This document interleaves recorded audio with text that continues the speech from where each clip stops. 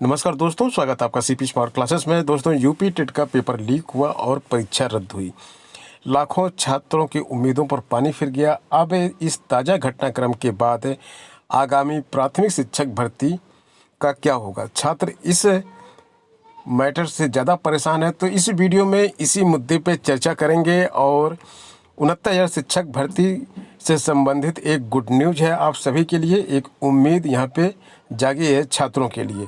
तो दोस्तों, शुरू करते हैं वीडियो। आगे बढ़ने से पहले अगर आपने हमारे चैनल को अभी तक सब्सक्राइब नहीं किया है तो चैनल को सब्सक्राइब करके बेल आइकन दबा दीजिए, जिससे इस तरह की अपडेट आपको समय पर मिलती रहे।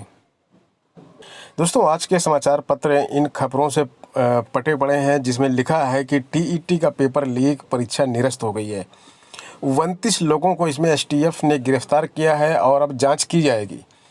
और वहीं मुख्यमंत्री जी ने बोला है कि दोषियों पर गैंगस्टर एक्ट व रासुका में कार्रवाई होगी, घरों पर चलेगा बुलडोजर। तो एक ये एक्शन प्लान है जो योगी सरकार का एक्शन प्लान है कि गैंगस्टर एक्ट लगाया जाएगा उन पर जो नकल माफिया हैं, जो इसके दोषी हैं, और रासुका लगाया जाएगा। तो मैं ये कहना चाहता हूँ आपको इस वीडियो के माध्यम से, अभी तक की जितनी सारी परीक्षाएं हुई हैं उन सब में लापरवाही हुई है। कोई भी परीक्षा ले लीजिए, पीसीएस से लेके टीईटी तक की परीक्षाओं के पेपर लीक होते रहे हैं, छात्र परेशान होते हैं, तो उन सब पर गैंगस्टर एक्ट क्यों नहीं लगता? कभी डीजे वाले बाबू टॉप कर जाते हैं, तो कभी धरना प्रदर्शन वाले बाबू जो है वो टॉप कर जाते हैं और 150 में 145 नंबर ले आते हैं। तो क्या ये सब इसके अंतर्गत नहीं आते हैं? क्या उनके घरों पर बुलडोजर नहीं चलना चाहिए? अगर उनके घरों पर बुलडोजर चला होता, उनके ऊपर रासुका लगाई गई होती, गैंगस्टर एक्ट उनके ऊपर लगाया गया होता शुरुआत से ही, तो आज ये हालात नहीं होते कि लाखों छात्रों को दर बदर की ठोकरें खानी पड़ती। 20 लाख अभ्यर्थी पेपर देने पहुंचे थे, अचानक पता चला कि पर्चा लीक हो गया है और व्हाट्सएप पे ये पर्चे घूम रहे थे। देखिए, इस तरह से पेपर जो है व्हाट्सएप पे घूम रहे थे। सरकार ने घोषणा की है कि पेपर जो लीक हुआ है इसको 1 महीने के अंदर दोबारा परीक्षा कराई जाएगी और इस बार पारदर्शी तरीके से परीक्षा कराई जाएगी। और इसके साथ साथ जो है, जो छात्र हैं उनको कोई अतिरिक्त शुल्क नहीं देना होगा और उनको मुफ्त बसों में, सरकारी बसें जो हैं उत्तर प्रदेश की, उनमें मुफ्त यात्रा करने के लिए, अपने सेंटर पर जाने के लिए सुविधा दी जाएगी। दूसरी न्यूज़ यहाँ पे देखिए, जियो ने अपने प्लान महंगे कर दिए। पहले फ्री में दिया, मार्केट पे कब्जा किया, बीएसएनएल की बैंड बजा दी, बीएसएनएल की सुविधाओं का यूज किया। बीएसएनएल आज बंदी की कगार पे पहुंच चुका है। ये सारी सरकार की पॉलिसीज़ हैं। सरकार ने जियो को क्यों इतना बढ़ावा दिया कि जियो जो है इस तरह से सरकारी कंपनी को बंद कराए? जब सरकारी कंपनी बंद हो गई तो रोजगार के अवसर भी छिनने लगे और सरकारी जो संपत्ति थी उसी के ऊपर जियो ने अपना प्लान तैयार किया और अब ये अपने प्लान को महंगा करते जा रहे हैं। हर स्टेप में इनके प्लान महंगे होते जा रहे हैं। यही प्राइवेटाइजेशन का फ़ायदा है। अब आप बताइए, ये फ़ायदा है या नुकसान है? बहुत सारे लोग प्राइवेटाइजेशन के हिमायती हैं। तो प्राइवेटाइजेशन के जो हिमायती हैं वो एक तरह से अपनी आंखें बंद किए बैठे हैं, क्योंकि उनको तत्काल जो फ़ायदा मिलता है उसी को देख सकते हैं, आगे की फ़ायदे के बारे में नहीं सोच सकते। अभी मुफ्त राशन मिल रहा है, 1 महीने में 2 बार राशन मिल रहा है, क्योंकि चुनाव है, इसलिए उनको तत्काल फ़ायदा मिल रहा है, वोट आराम से वो दे देंगे। अब प्राथमिक शिक्षक भर्ती प्रभावित होगी, 100% प्रभावित होगी। 97,000 पे प्राथमिक शिक्षक भर्ती निकलनी थी और ये चुनाव की घोषणा होने से पहले निकल जाती अगर ये टीईटी का पेपर हो गया होता। अब टीईटी का पेपर 1 महीने जब पीछे चला गया, मान लीजिए 1 महीने में करवा भी लेते हैं, तो 1 महीने पीछे चला गया, तो अब उसके बाद तो यहाँ पे आचार संहिता लग जाएगी। जब आचार संहिता लग जाएगी तो कैसे भर्ती आएगी? अब भर्ती आना तो बहुत ही मुश्किल हो गया है। यह पेपर एक दिन पहले ही आउट हो गया था और लोगों को पता ही नहीं था। छात्र समय से अगर उनको इन्फॉर्मेशन मिल जाती तो छात्रों को इतना परेशान नहीं होना पड़ता।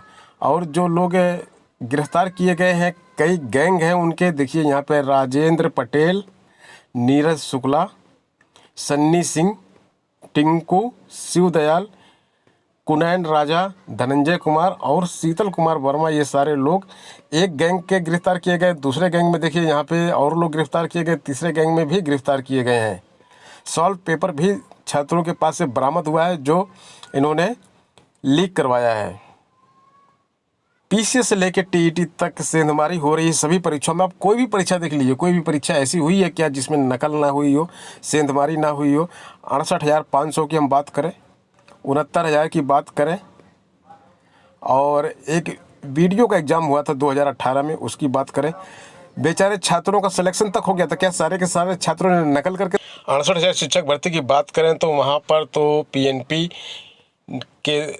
के ऊपर पहले ही परीक्षाओं के दाग लगे हुए हैं। 68,500 में मनमानी की इंतहा हो गई थी।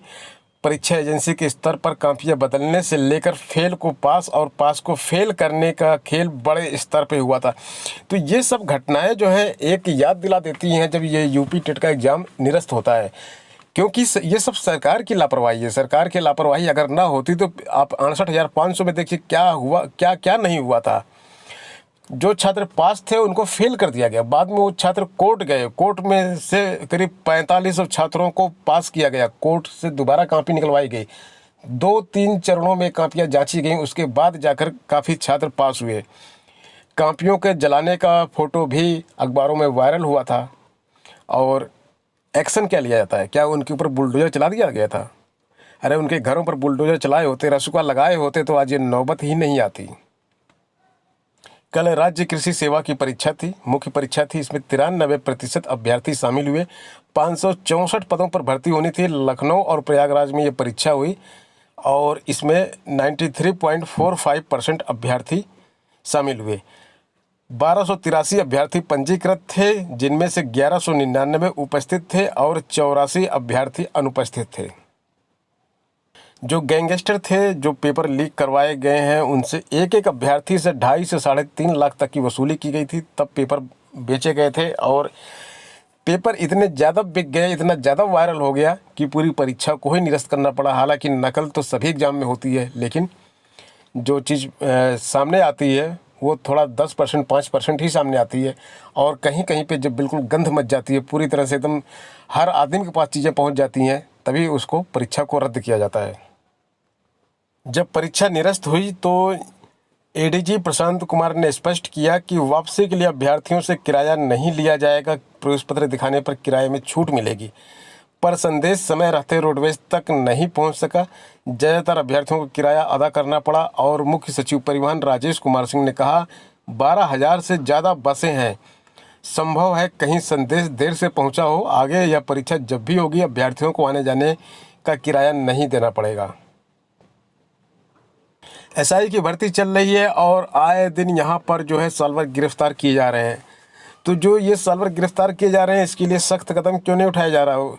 चलवा दीजिए बुलडोजर इन सब के ऊपर। आखिर ये सॉल्वर बैठकर किसी की ज़िंदगी ख़राब करते हैं।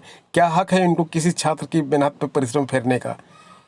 सिलेक्शन एक दिन में नहीं होता है। छात्र जो है सालों इलाहाबाद, दिल्ली, लखनऊ जैसे शहरों में सालों जो है अपने घर से दूर रह के कई साल तक तपस्या करते हैं, तब जाके सिलेक्शन होता है। और ये सालवर महाराज लोग जो है कुछ पैसों के लिए किसी अयोग्य आदमी को, जो ना पढ़ाई किया है ना कुछ किया है, उसका सिलेक्शन करवा देते हैं। तो इससे क्या होता है, जो मेहनती छात्र हैं वो कंपटीशन से बाहर हो जाते हैं। दोस्तों, छात्रों के लिए एक अच्छी खबर है। यहाँ पे 69,000 शिक्षक भर्ती में आप जानते ही हैं कि आरक्षण का घोटाला हुआ है और छात्र लंबे समय से इस का विरोध कर रहे हैं कि जो आरक्षण घोटाला हुआ है, इसके लिए जो है राज्य पिछड़ा वर्ग आयोग ने भी इसमें जो है अपनी रिपोर्ट लगाई है। और रिपोर्ट में कहा गया है कि वाकई में इसमें घोटाला हुआ है, क्योंकि जब 69,000 शिक्षक भर्ती में आपने छात्रों को ज्वाइनिंग दे दी तो एक लिस्ट बनाइए सीरियल नंबर 1 से लेकर 69,000 तक, कौन किस कैटेगरी का है, उसके सामने कैटेगरी लिखिए और फिर कितने रिक्त पद थे। दूध का दूध पानी का पानी हो जाएगा। लेकिन आप बोलते हैं कि हमने आरक्षण दिया है, छात्र बोलते हैं आरक्षण में घोटाला किया है आपने।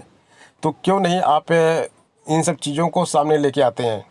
और अब जो है जब चुनाव होने वाले हैं तो छात्रों का पक्ष, विपक्ष पार्टी और जो पक्ष में है वो भी अपना वोट बैंक की तलाश में जो है इनका मतलब मुद्दा रख रही हैं। अब यहाँ पे देखिए लिखा हुआ है कि संसद के शीतकालीन सत्र से पहले हुई राजगा की बैठक में अपना दल की अध्यक्ष और केंद्रीय मंत्री अनुप्रिया पटेल ने एक बार फिर से इस मामले को उठाया। बैठक में उपस्थित रक्षा मंत्री राजनाथ सिंह और भाजपा अध्यक्ष जेपी नड्डा ने जल्द इस मामले का हल निकालने का आश्वासन दिया है। गौरतलब है कि राष्ट्रीय पिछड़ा वर्ग आयोग ने शिक्षक भर्ती मामले में आरक्षण नियमों का पालन नहीं होने पर यूपी सरकार से जवाब मांगा था। संसद की रणनीति तय करने के लिए रविवार को ही राजगृह की बैठक में अनुप्रिया पटेल एक बार फिर से यह मामला उठाया। उन्होंने कहा कि भर्ती प्रक्रिया में शामिल प्रतियोगी छात्र लंबे समय से आंदोलन कर रहे हैं। खुद पिछड़ा वर्ग आयोग ने माना है कि 2019 में इस परीक्षा में आरक्षित वर्ग की आवंटित सीटें सामान्य वर्ग को दे दी गई हैं। तो भाई, जब पिछड़ा वर्ग आयोग अपनी रिपोर्ट लगा चुका है, उसकी आप सुनेंगे नहीं, आप अपनी मनमानी करेंगे, सरकार अपने मनमाने तरीके से चलाना है आपको, तो ये सब आयोग किस लिए बनाए हैं?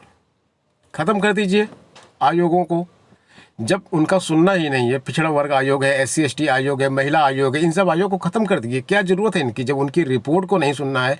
जिस काम के लिए उनकी नियुक्ति हुई है, जो आयोग बनाए गए हैं कि कोई गलत काम हो तो उस पर वो उंगली उठाए, जब ये पिछड़ा वर्ग आयोग अपने पिछड़े वर्ग के छात्रों को जो है, तो अब यहाँ पे क्या हो सकता है? यहाँ पे हो सकता है कि सरकार के पास सीटें बहुत पड़ी हुई हैं शिक्षक भर्ती की।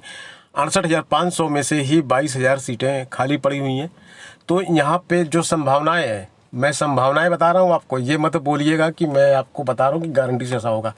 संभावनाएं आप भी व्यक्त कर सकते हैं, मैं भी व्यक्त कर सकता हूँ। जहाँ तक मेरी समझ में आ रहा है, यहाँ पे संभावनाएं ये हैं कि देखिए, इलेक्शन का टाइम है और यूपी में बहुत किरकिरी हो चुकी है बीजेपी सरकार की, और अगर कम बैक करना है, वापस आना है सरकार में, तो कुछ मुद्दों को ठंडा करना पड़ेगा। यूपी TET के एग्ज़ाम ने और बहुत बड़ा विवाद खड़ा कर दिया है, एंड टाइम पे विवाद खड़ा कर दिया है। इस परीक्षा को कैंसिल करके सरकार की और ज़्यादा किरकिरी हो गई। पहले से ही किरकिरी हो रही थी, 68,500 में किरकिरी हुई, 69,000 में हुई, और ये नया मामला जो था इससे और जो है मटिया पलित हो गया है गवर्नमेंट का। तो यहाँ पे जो केंद्रीय मंत्री तक इसमें शामिल है, और सभी लोग ऐसे ही नहीं कह रहे हैं कि इसका कोई हल ढूंढेंगे, इसके पीछे ज़रूर कुछ ना कुछ प्लान उन्होंने बना के रखा है। तो जहाँ तक संभव है कि ये 22,000 जो रिक्त सीटें हैं, जो छात्र लंबे समय से मांग कर रहे हैं कि इस पे जो है 69,000 के शिक्षक भर्ती परीक्षा के जो योग्य अभ्यर्थी हैं, जो शिक्षक बन सकते हैं, जिन्होंने टेट क्वालिफाई किया है, सुपर टेट क्वालिफाई किया है, हो सकता है कि उनकी काउंसलिंग इस पर करवाई जा सके। इसके लिए कुछ रूल्स बनाने पड़ेंगे, अभी इसके लिए कोई रूल ऐसा है नहीं। तो गवर्नमेंट ये रूल बना सकती है और ये भर्ती छात्रों को मिल सकती है। तो यही एक अच्छी खबर है 69,000 शिक्षक भर्ती के सफल अभ्यर्थियों के लिए। और इसकी संभावना अब कितनी है, ये सरकार के पास ही इसका जवाब है कि मतलब किस तरह से करेगी, कैसे करेगी और करेगी कि नहीं करेगी। लेकिन जो ताज़ा स्थितियां हैं, उस पर यह अनुमान लगाया जा सकता है कि ये चीज़ हो सकती है। तो दोस्तों, इस वीडियो में इतना ही। मिलते हैं नेक्स्ट वीडियो में कुछ नई अपडेट, कुछ नई जानकारी के साथ। बने रहें CP स्मार्ट क्लासेस के साथ। धन्यवाद।